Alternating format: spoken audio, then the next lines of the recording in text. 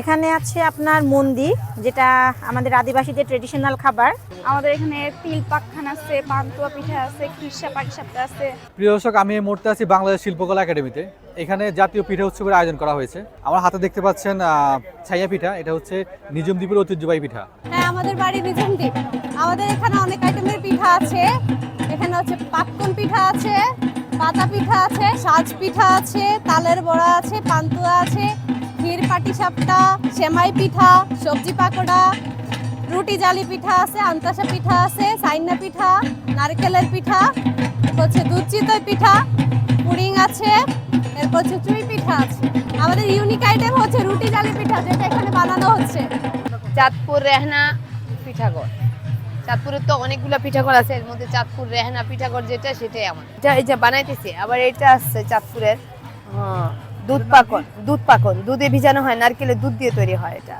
আমাদের এখানে তিল পাকখান আছে, পান্তুয়া পিঠা আছে, খিরসা পাটিসাপটা আছে, আমাদের ফেমাস নকশি পিঠা আছে। আমাদের নোয়াখালীর নকশি পিঠা অনেক ফেমাস, আপনারা ট্রাই করে দেখতে পারেন।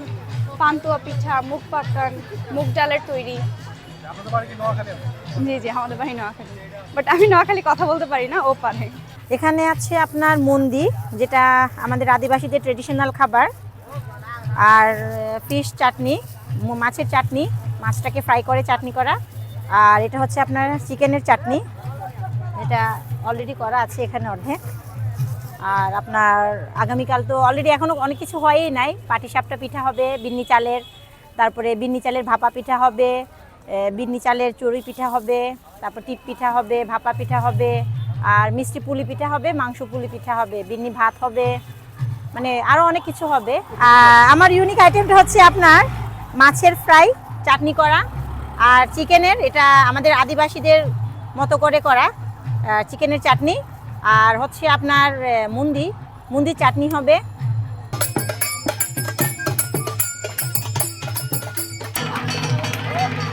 আমার বাসা কুষ্টিয়া জেলা মিরপুর থানা গ্রাম আদাপাড়া ইউনিয়ন পরিষদ ফুলবাড়ি।